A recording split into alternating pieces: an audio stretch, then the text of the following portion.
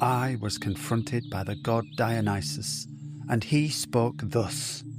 Man to me is an agreeable, brave, ingenious animal without equal on earth. He knows how to make his way through every labyrinth. I like him. I often ponder how I might advance him, make him stronger, more evil, and more profound than he is. Stronger, more evil, and more profound? I asked in alarm. Yes, stronger, more evil, and more profound. Also, more beautiful. And as he said that, the tempter god smiled his halcyon smile, as though he had just paid a charming compliment. Welcome to part 2 of our season finale, esteemed listener. In the first show, I spent a good deal of time deflating the myth of free will, which, under the most cursory scrutiny, is exposed as an incoherent notion. The universe is, like it or not, deterministic. And I was also emphatic in asserting the validity of evolution by natural selection.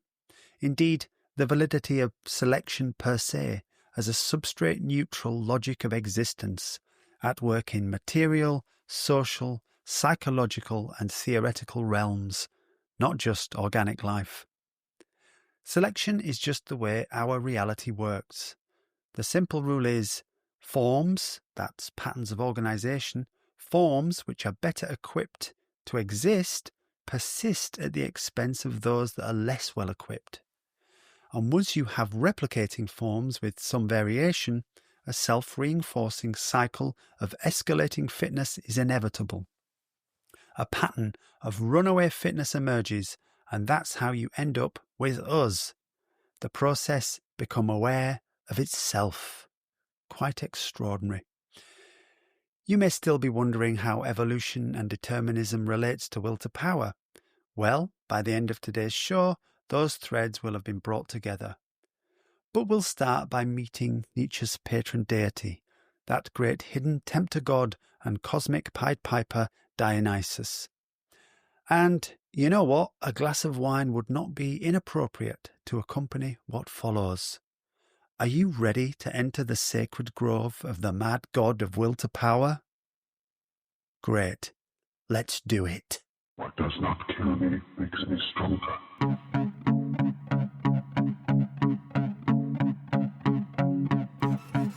This is the Will to Joy podcast. Will to Joy is a resource for personal growth and transcendence based on the extraordinary teachings of Friedrich Nietzsche.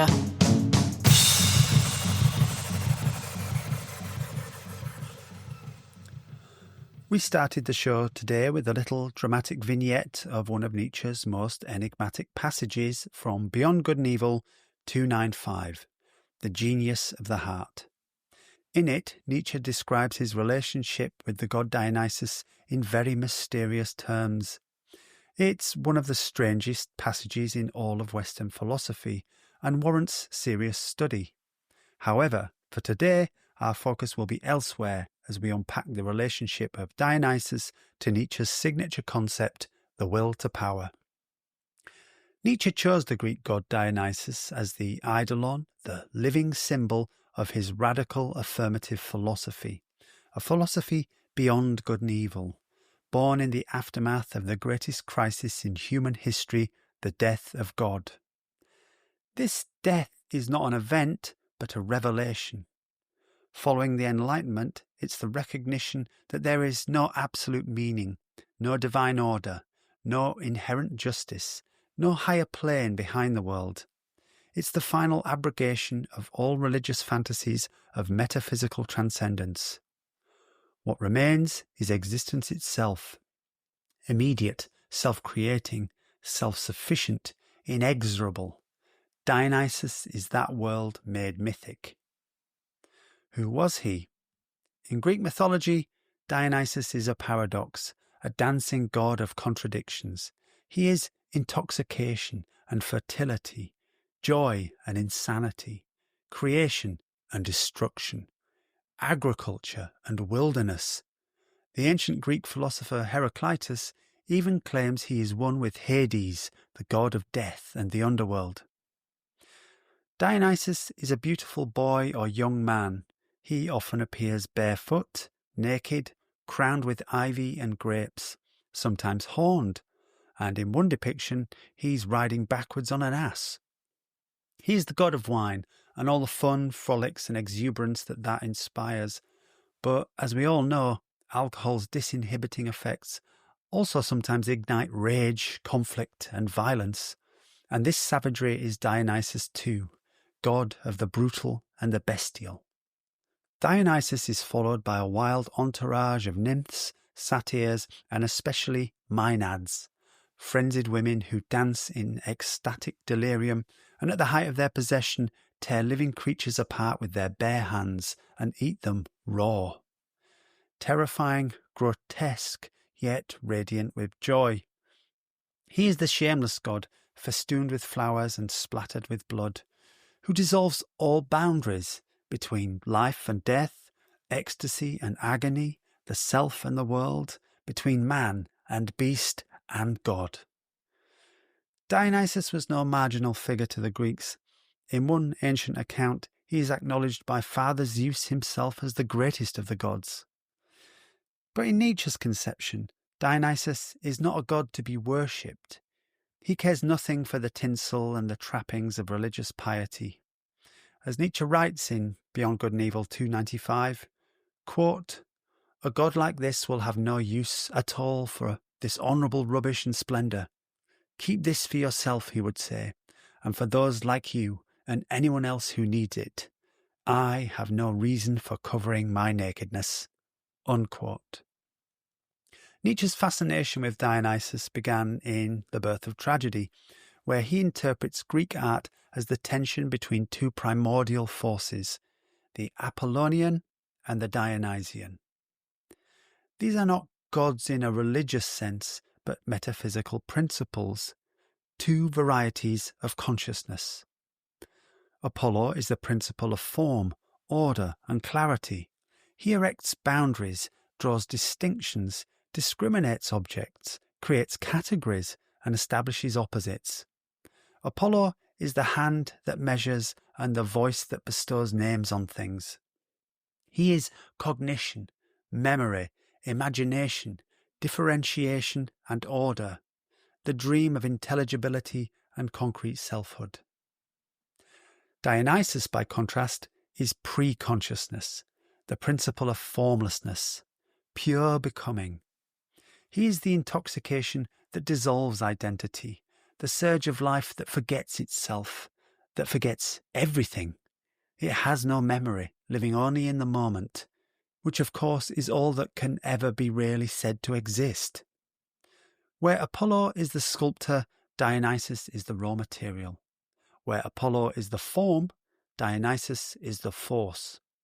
Where Apollo is the simplified map of the world, enabling us to navigate it rationally, Dionysus is the infinitely complex terrain known only through instinct and the senses. The Dionysian world is the flux postulated by Heraclitus. The Apollonian world is our interpretation of that flux, the projection of objects in space and time and the logical relations that can be formulated between them. Apollonian consciousness is data compression to make rational mental processing of the world possible. So, for instance, every tree is completely unique, but for convenience, all tree-ish things are brought under a single category, tree. In this way, we misrepresent the world as it really is, in order to be able to think and communicate with each other about it.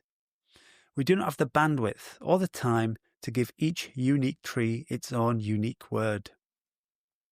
Dionysus does not even see the tree as a distinct thing. For him, it's networked into everything else, as is everything else. In antiquity, Dionysus was also strongly associated with the mask.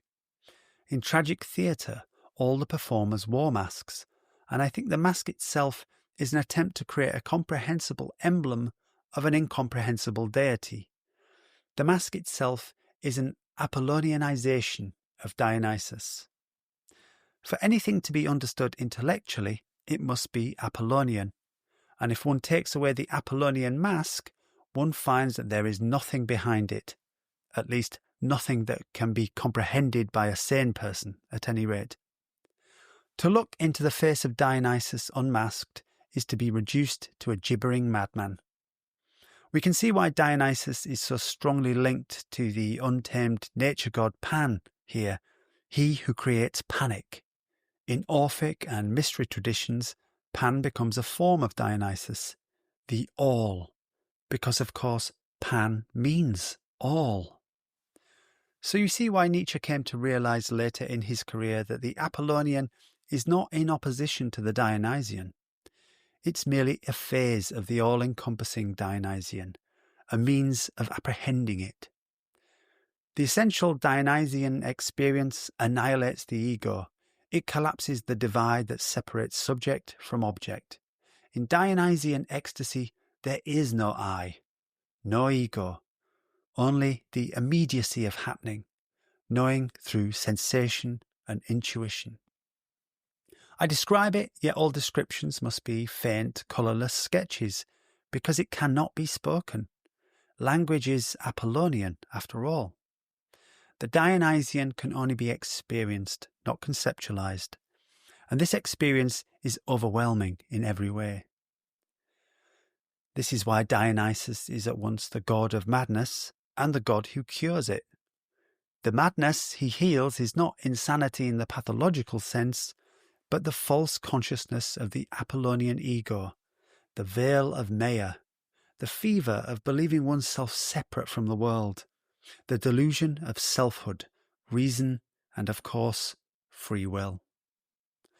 The experience of Dionysian de-individuation resembles the samadhi or nirvana of the East, the dissolution of the self into the totality, ego death as it's sometimes called. But there's a crucial difference. Where the Eastern mystic seeks stillness, Dionysus revels in movement, in dance, in animality and the thrill of erotic intoxication. His truth is not serenity, it's frenzy, the wild ecstasy of flux. In their tragic theatre, the ancient Greeks intuitively acknowledged the flimsy artificiality of culture's apparent order, reason, and meaning. That pain, suffering, injustice, and death were inevitabilities.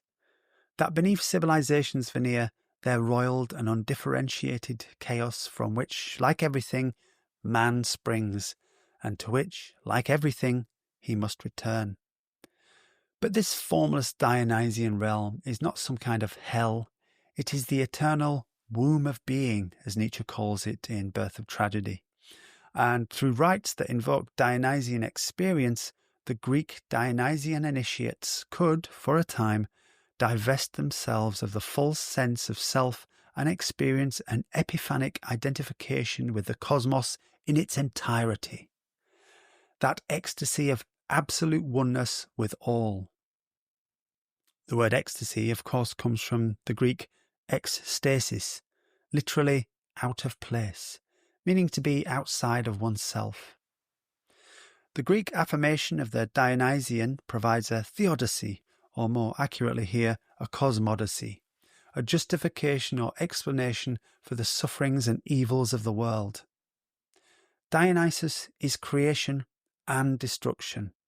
He's joy and pain, and we cannot have one without the other. This is not just true metaphysically, but empirically. Every act of creation is really a reconstitution of something that had to be disintegrated to provide the material. The Dionysian world is a beautiful garden and a meat grinder, and the garden is the grinder, and the grinder is the garden. Every healthy, thriving garden is grown out of death, decay, waste, and corruption. The most fragrant rose is cultivated on a heap of dung. Every newborn baby is formed from the organic matter appropriated, disaggregated, and absorbed by its mother. Nietzsche writes of this Dionysian conception of the world in Will to Power 1066. Quote, "It develops, it passes away, but it never began to develop and has never ceased from passing away. It maintains itself in both states. It lives on itself. Its excrements are its nourishment." Unquote. In Greek tragedy, life affirms itself not despite the suffering it entails, but through it.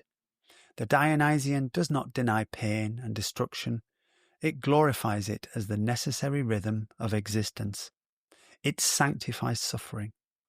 Dionysus is the innocent child building sandcastles on the beach to amuse itself, and then destroying them for fun. He is the world revelling in itself in its infinite dance of endless becoming. In this unending becoming, seas rise and fall, as do mountains, as do civilizations. Milk sours, flowers wilt, swords rust, bones crumble to dust, and every human triumph, no matter how spectacular, is utterly effaced from memory. An infant unexpectedly matures into extraordinary beauty or phenomenal ability, like a new star lighting up the night sky, so ephemeral, doomed to be ravaged by time, a wonder that will ultimately trace an unswerving downward trajectory towards ugliness and decrepitude, becoming in the end nothing more than a feast for worms. Even the stars themselves, unimaginably vast, diminish, smoulder, and are completely extinguished in the fullness of time. The seasons turn inexorably, and everything falls apart. Yet it is renewed again and again. In Ecce Homo, Nietzsche writes of, quote, "the will to life rejoicing in its own inexhaustibility through the sacrifice of its highest types. That is what I call the Dionysian." Unquote.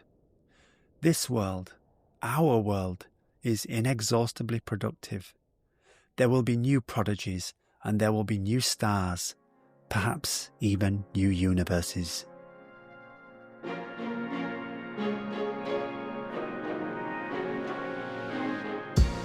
Will to Joy is a new and tender green shoot striving towards the light.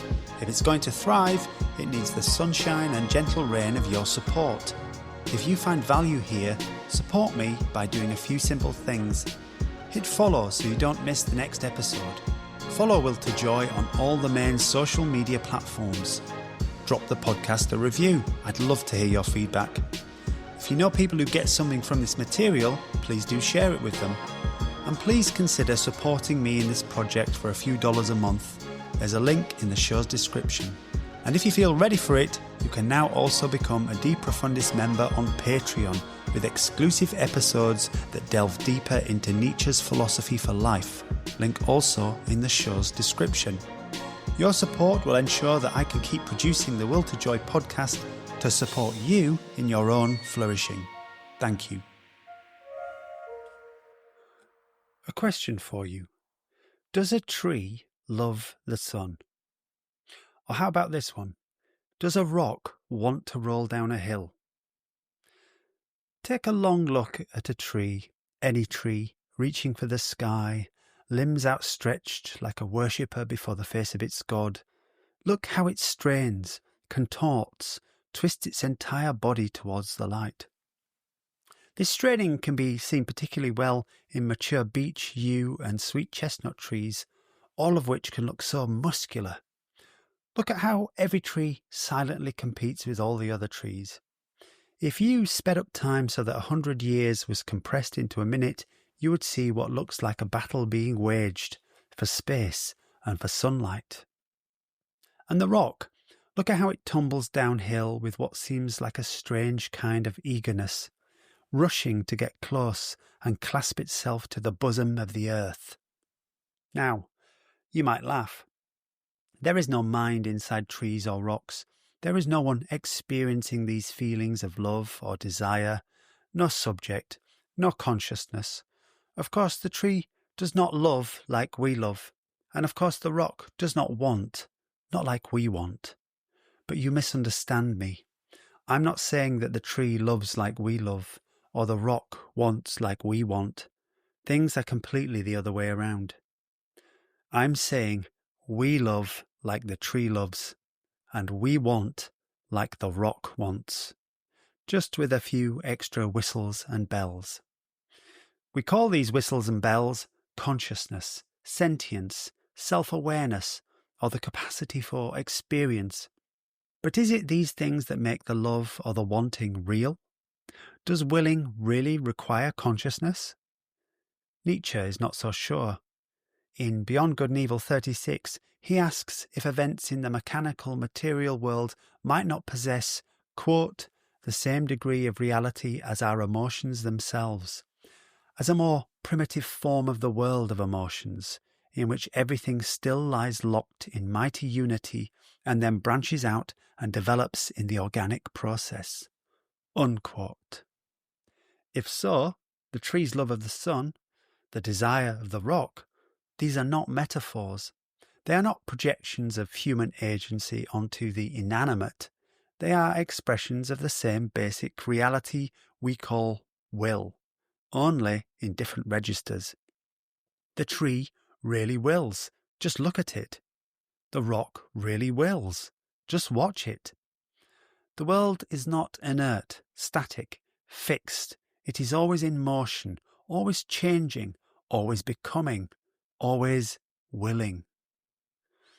You may be skeptical. Fine. So let's investigate this right down to its foundations. What is will? Let's take it step by step. And let's start with will as it's most familiar to us. We experience it as something about ourselves. We desire, we deliberate, we choose, we act. These psychological experiences seem so intimate and personal, so metaphysically special, so apparently unconstrained, that we find it easy to believe that we actually possess not just will, but free will.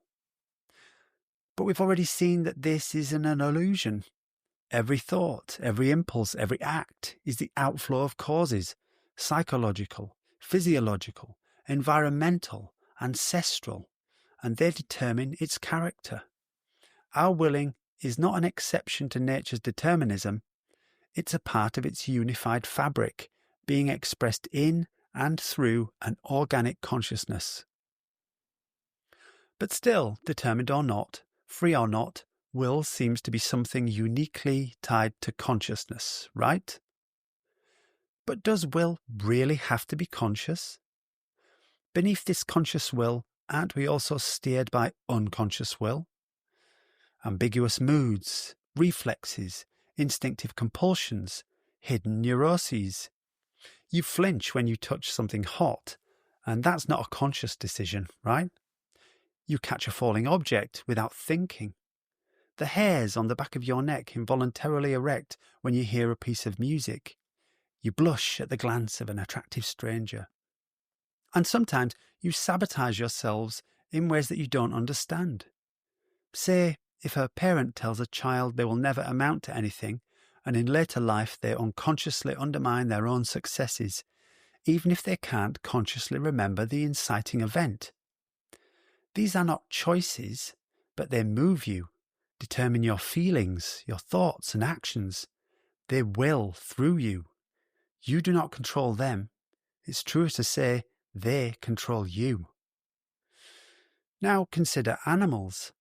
Even the most primitive ones display purposeful behaviour. The snail retreats into its shell when touched. The sea anemone recoils from a shadow. A single-celled amoeba will flee acidic regions in the pool where it lives, and even learn to avoid them, despite having no brain or central nervous system. These creatures may lack consciousness as we know it, but they respond, adapt, they seek things out. Their bodies carry out functions shaped by eons of evolutionary refinement, selected for survival advantage. They do not choose, but they still strive. Their willing is not a matter of choice, but an expression of the evolved functions built into their bodily structures. Let's go further. Beneath this, life at its bare minimum, organic molecules, RNA, DNA, self-replicating structures behaving as if driven by a purpose. They aren't conscious, they have no plan, but they persist, they copy themselves, they outcompete others, they behave in effect as if they want to continue. Here again is will, structural, mechanical, and free of any desire or conscious purpose. And we can keep going. Below life, matter in motion. Inorganic molecules have behaviours too, characteristic interactions. They are less structured, less organised into evolved, self-replicating, self-sustaining structures, but the difference between them and organic molecules is merely one of complexity, not of type. This is a sliding scale. In all matter, something is happening all the time, and every happening is will. A river flows, a flame consumes. Crystallization, precipitation, radiation, decomposition, every kind of force itself. A gravitational body pulls others towards it, not because of desire in any conscious sense, but because this is what things do. This is what they are. They are what they do, and all doing for Nietzsche, all happening, all change is will. And we can go up the willing scale as well as down. Consider human organisations, or even animal ones. Don't herds of wildebeest express a will, a pattern of apparent intention, making their enormous ancestral migrations, for example? Don't colonies of ants? Doesn't a nation, an ideology, a commercial enterprise? Consider a corporation. Doesn't it try to grow, expand, to dominate its niche? And if you attack it, doesn't it defend itself with antibodies called lawyers? But could you call a corporation conscious in any conventional sense? How about a nation? Even more so, an ideology. Is Christianity conscious? It certainly acts like a living thing. It's even evolved an immune system with which it protects itself, the principle of faith. Would Christianity have survived this long if it hadn't had that? How about capitalism? Is it alive? Is it willing? These organisations certainly behave like they're alive and like they're trying to survive, flourish, squeeze out competitors. All of this, up and down the scale, is what Nietzsche calls will. Your will is only one of the latest, most refined instantiations of a universal will. Nietzsche speculates that we might view, quote, our entire instinctual life as the development and ramification of one basic form of will, unquote. That's Beyond Good and Evil 36. Will here is the fundamental activity of becoming in everything. It's not that the universe wills like you, it's that you will like the universe wills. We don't have will, we are conduits for it. Talking about this new understanding of will, Nietzsche puts it this way in Twilight of the Idols. Quote, the internal world is full of optical illusions and mirages. The will is one of them. The will no longer moves anything. It no longer explains anything either. It just accompanies events, and it can even be absent, unquote. And a little later, he goes on to say, quote, there aren't any mental causes at all, unquote. Once you give up your need to believe in free will, you realise that you are an inevitability, as is everything you do. Everything is an inevitability. There are only inevitabilities. But don't despair, not yet. From the spin of galaxies to the desire for sex, from volcanic pressure to a political revolution, all is becoming. And that becoming is directional. It moves towards persistence, expansion, appropriation, and overcoming. Everything that exists now does so because it has outcompeted everything else that no longer exists. It has prevailed. It is the boxer left standing at the end of the current round. So everything is in a competition, consciously or not, for existence, expansion and development. But in the organic, the realm where self-replication has made phenomenal leaps, this logic compounds. To rehearse it once more, when a form replicates, chance may produce a fitter successor with an enhanced ability to replicate.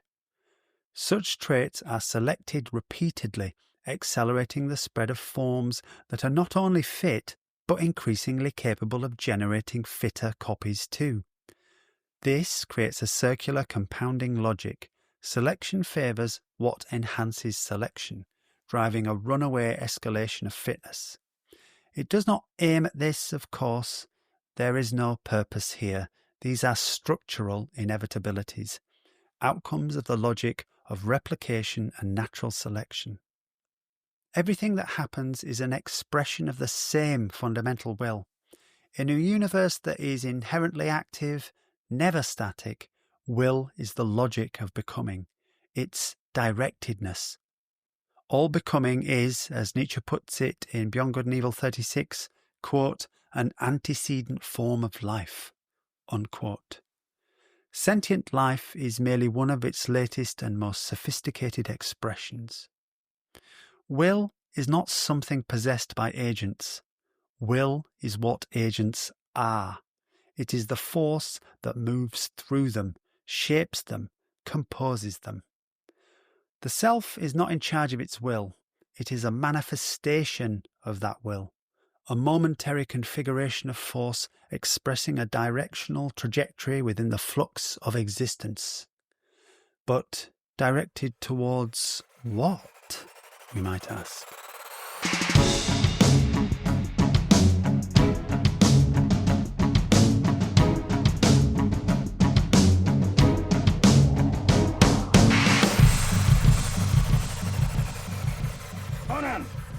What is best in life?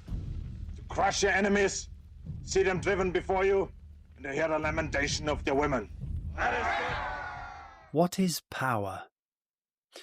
We're here to understand will to power, and we've discussed will. If the universe is a ceaseless flux of will, what then is power?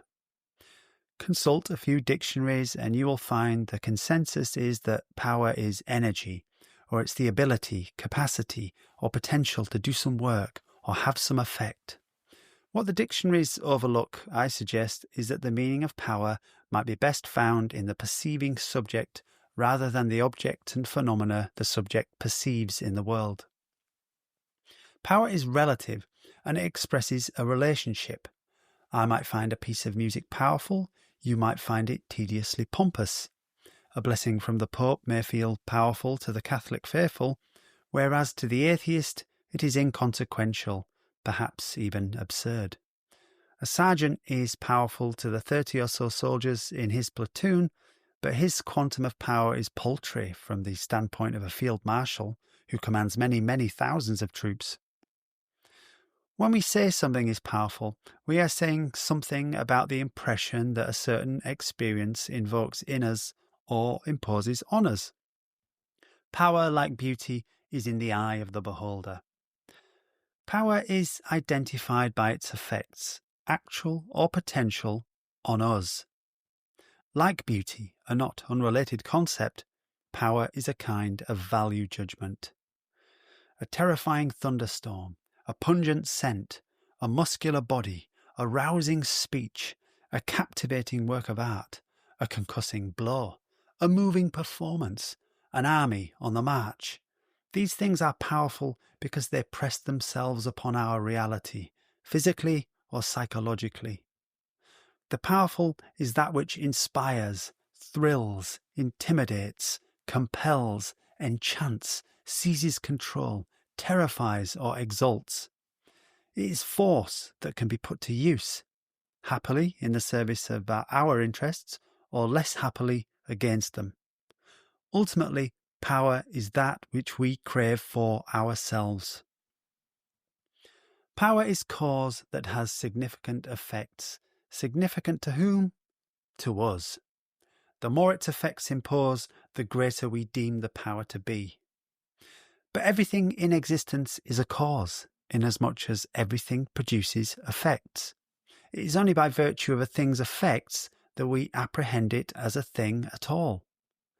As Nietzsche puts it, quote, "A thing is the sum of its effects, synthetically bound together by a concept, an image," unquote. That's from Will to Power 551. That concept, that image, is the word we use to designate that thing. A thing's effects we call its properties. So everything that exists has properties. It produces effects. It is its effects. And so everything is power. Power to a degree contingent on the evaluation of the perceiver. The most basic form of power, then, is to exist. All other power expressions require this precondition. Whether it be a scientific theory, a species, a nation, a galaxy, or a law of physics, surviving and enduring must come first. Only then, growing, adapting, competing, having effects, overcoming and dominating. Survival is not an end in this struggle, it is a means, an opportunity to pursue greater forms of power. But merely to persist is itself to instantiate power. It is to be that boxer still standing when the current round ends. Power is our evaluative interpretation of phenomena. The most imposing phenomena we deem the most powerful. But of course the whole world imposes itself upon us continually in incalculable subtle and not so subtle ways. Indeed, the entire world as you experience it right now is a manifestation of power, a momentary iteration that has prevailed over all previous iterations, whether from a minute ago or a million years ago. Every single thing in your world, including yourself, is also a temporary prevailing iteration. So, in the primordial flux prior to life and consciousness, where mindless forms jostle for existence and dominance by necessity due to the logic of natural selection, we would judge the forms that prevail in this struggle as power. Remember, a form is a pattern of organization. For a form to persist is already to have resisted dissolution, to have overcome, to have won its existence from the roil of the flux. And now, as an existing thing, it is necessarily engaged in a battle for continued existence, expansion and development. Blindly and mindlessly in the case of the inorganic, and with some degree of emotional investment and purpose in the case of conscious life. Either way, that directedness towards power is will. That's power as we recognize it out there in the world. But what about the subjective experience of power within oneself? For Nietzsche, power is the ability to create and maintain conditions that are favourable to oneself. The ability to get what you want. To have power is to possess, to be able to bestow, to impose your preferences, to exert influence, claim territory, assert dominance, sweep aside opposition and take control. It is to have faith in oneself, to fear nothing. It is to feel effective, strong, unstoppable, unconstrained, to feel free. It is to feel oneself a force of nature. If external power is recognized by its effect on us, our internal power is recognized by our capacity to affect the external world. So now, understand, will is everything that happens, all change, all becoming. All discernible forms within that becoming, all phenomena, are power in expression. But their degree of power is always a matter of perspective. The measure by which you evaluate forms is their power relative to your own power interests. Do they serve you or hinder you? Are they threats or opportunities? And as you judge, so shall you be judged, because you too are just another form expressing power, pursuing it, competing for existence. Only you are a form type that has evolved the capacity for sensation and thought. You are that inevitable, deterministic process of becoming become self-aware. We're nearly ready to coalesce our thoughts into a final definition of Nietzsche's will to power. But first, let's take a look at how this universal will, this ceaseless flux of becoming, manifests in the human psyche. How does it feel from the inside to be a creature carried along by the unrelenting current of existence? In the popular understanding, Nietzsche's will to power evokes images of ripped, bare-chested, battle-scarred barbarians roaming a wasteland, or insane, megalomaniac Bond villains building doomsday devices. But these are caricatures of will to power. Power is a morally loaded word in our contemporary culture, one with uncomfortable associations, compulsion, domination, and exploitation. But in truth, we all need power, and we continually express power, and we cannot do otherwise. One must understand that it's a question of degree, of application, and of aspiration. In us, Nietzsche's concept of the will to power comes alive. It is not an abstract process, but a lived reality. Within us, the universal motion of becoming is experienced as desire. It is the felt rhythm of existence itself, the drive towards stronger, better, faster, higher, more. This is not the mere wish to survive, but to ascend, to amplify one's range of effect, to grow, accumulate, to create, to overcome resistance, to feel the surge of vitality and the joy of self-surpassing. Sure, we might have only the most pedestrian ambitions, mere financial security and comfort, but this is will to power at its lowest amperage. Security and safety are the conservation and protection of the power we already possess, and comfort quickly becomes tiresome. You spend 2 weeks on vacation sitting by a pool and drinking pina coladas, but admit it, by the end of the fortnight it starts to become boring. It's not enough. Life in its highest sense does not cling to safety, security, or comfort. It seeks to expand, to risk, to affirm itself against resistance. The will to power is that tendency made conscious. Peter Sloterdijk, the contemporary German philosopher, calls the human autoplastic. And this is a useful concept for us. It's from the Greek, auto meaning self and plastic meaning mouldable and shapeable. Therefore, the autoplastic human is the animal able to purposefully change and shape itself. All things express will to power, but the human does it consciously and often with a vision of what it wants to become, itself realized at a higher octave. Yet in human experience, this primal orientation to power is almost always masked. Culture, morality, religion, and social order channel, repress, and disguise it. The raw impulse to expand and dominate becomes moralized as piety, charity, duty, or humdrum career aspirations and social climbing. Civilization does not extinguish the will to power, it domesticates it, converting its dangerous energy into stable forms that serve the collective entity's interests. This is the herd quasi-organism. But the current of will to power still crackles beneath the surface, and it is the engine of all human activity. Like all instincts, the will to power is, in itself, non-purposive in humans. It has no goal outside of itself. It does not pursue happiness, virtue, or salvation. It pursues only its own discharge. Its satisfaction is experienced in its own expression and intensification. It must express itself, and when it does so in us, its natural trajectory tends towards values that encapsulate what Nietzsche calls life ascending. Growth, creativity, mastery, and joy in health, strength, beauty, and pride. The tragic character of human existence is implicit in will to power, however. Desire is never completely satisfied for more than a spell. Its very nature is to reach beyond every attainment.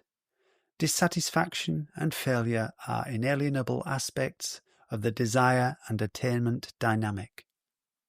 As we've explored in previous episodes, this dynamic has some notable psychological characteristics. These are the hedonics of will to power.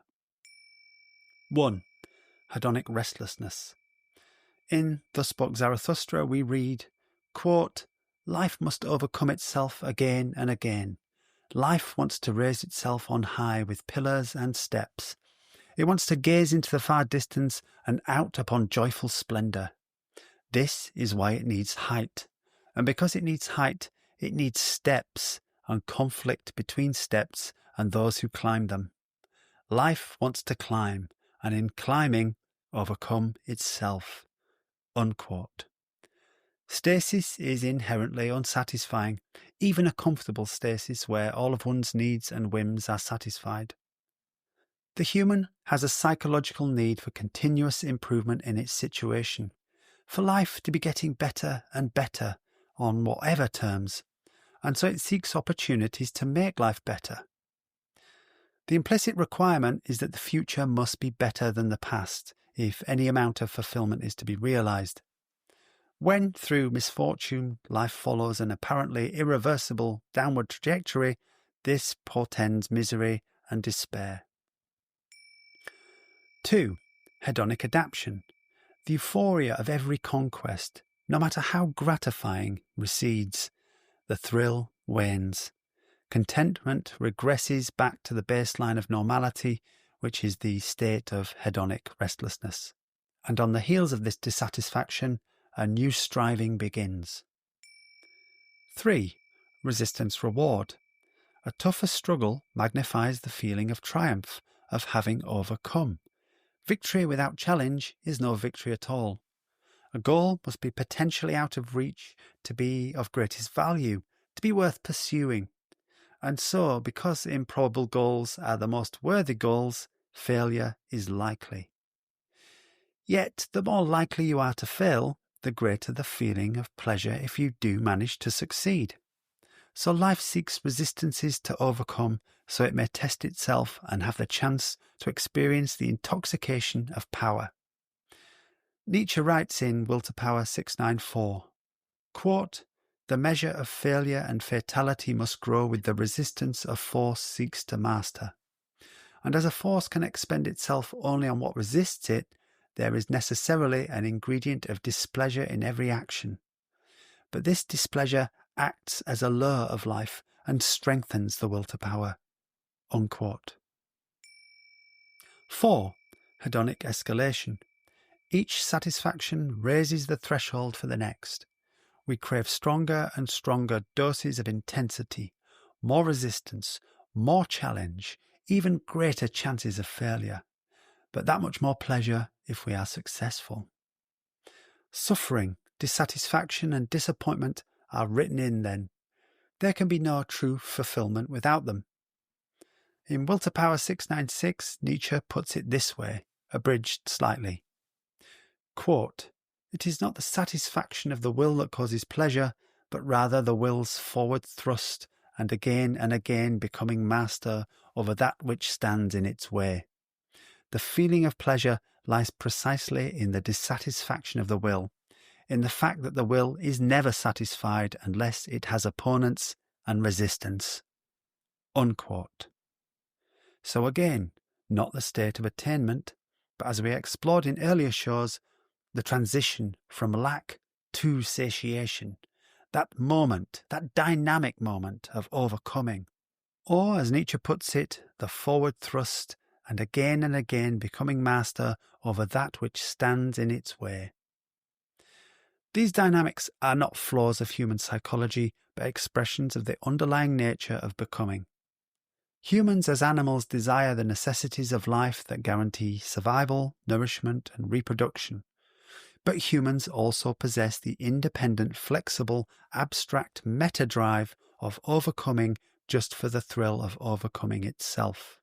Such an evolved behavioural predisposition enables an organism to optimally tackle any challenge it might be faced with of whatever nature. the discontent moves it to action, and the pleasure is a reward for success. Just as your rational faculties are not a tool for any specific purpose, but can be applied to any number of life's problems, so the psychological meta-drive of will to power provides the impetus to wrestle with any difficulty that might arise. A nice vignette that kind of illustrates this is the original Greek Olympic Games, where the winner did not receive a gold medal, or a silver medal, or a bronze for that matter, or any sports company endorsement contracts as far as we're aware, but merely a simple laurel wreath, a modest crown of leaves. Because, of course, the feeling of victory was the real prize, the laurel wreath a mere token in recognition. By the way, I must credit Bernard Regenster for being the first, as far as I'm aware, to postulate the will to power meta-drive, a second-order desire to overcome resistance purely for the satisfaction of overcoming, regardless of its first-order practical objectives. And that's from his 2006 book, The Affirmation of Life. So see now how suffering is not the negation of joy, but its precondition. To keep life moving forward, no satisfaction can be final, no equilibrium permanent. Without lack, no satiation. And the greater the trial, the greater the triumph. I've seen things people would believe.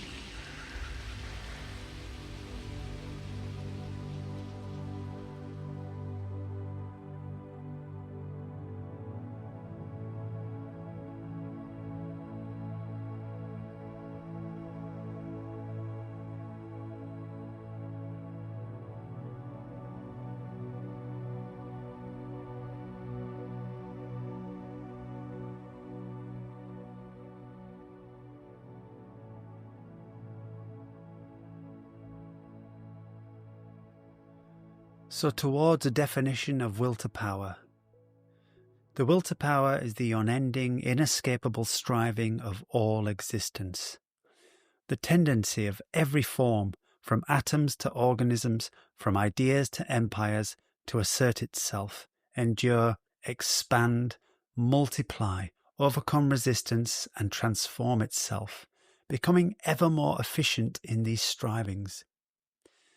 It's not driven by conscious desire, purpose, or goal, but by the fundamental structural dynamic of our reality.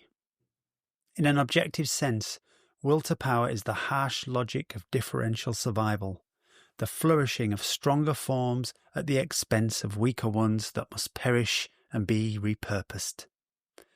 Through this escalating process of selection, ever more intricate self-replicating forms emerge. Genetic organisms whose structures embody power-seeking behaviour, instinct. In still higher iterations, forms evolve that are sentient and self-aware. Us. Here the universal directedness towards power becomes subjective, interpretive, evaluative, calculating. Everything is power, but what counts as powerful depends on one's own power interests, one's own capacity to affect and resist being affected, one's appraisal of potential threats and opportunities.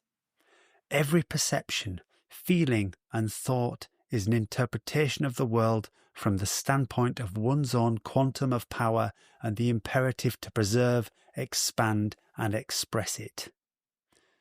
This imperative finds conscious purposive expression in the proxy goals we set for ourselves. The pursuit and achievement of such goals momentarily satisfies the deeper compulsion for power, but only ever partially, for the drive has no final fulfillment. It seeks only to express itself, to overcome resistances, and thus resistances must continually be sought out. Every plan, belief and purpose is merely a means for discharging this irrepressible compulsion, a way of scratching the itch that demands that it be scratched. The will to power is therefore the universal dynamic of becoming itself, including its physio-psychological manifestations in higher forms of life. It is not a thing, it is a process. It is the way things work. It's as tyrannical as gravity.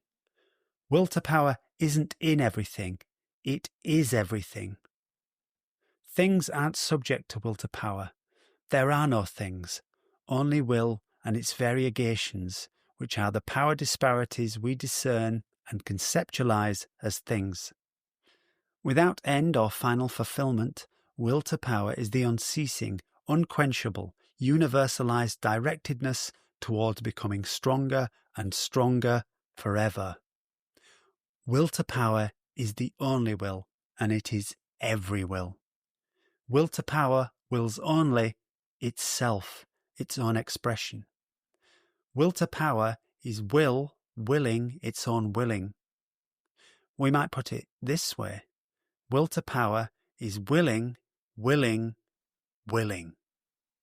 This willing, willing, willing, the ceaseless, substrate-neutral trajectory of all becoming, it finds its living image in the god Dionysus with whom we began.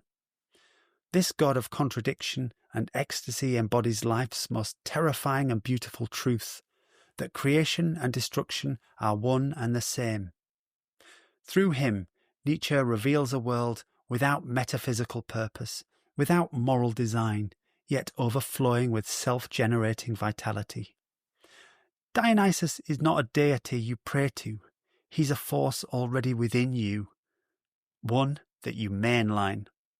He's a symbol of existence affirming itself through all becoming. Joy, suffering, death and renewal as one eternal, irrepressible process. So, to sum up, we've descended through the layers of will, conscious and unconscious, organic and inorganic, until we saw that willing is not a possession of the human mind, but the pulse of existence itself.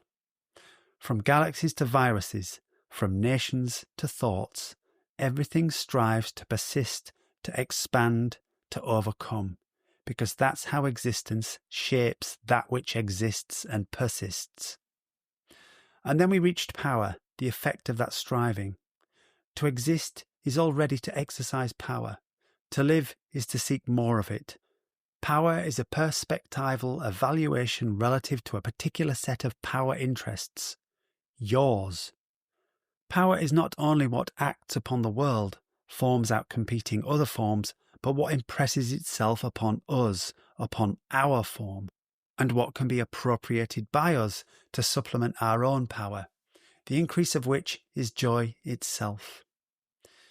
We surveyed Nietzschean hedonics and saw that suffering is part and parcel of the will-to-power dynamic. As Nietzsche puts it in Joyous Science 12, quote, "Suppose that pleasure and pain are so intertwined that whoever wants as much as possible of the one must also have as much as possible of the other." Unquote. Next time, in our third part of this season finale, we'll plunge deeper into this trip, into its existential and spiritual consequences. What does it mean to live as a conscious expression of this cosmic will? What does it mean to affirm it joyfully, to become Dionysian oneself?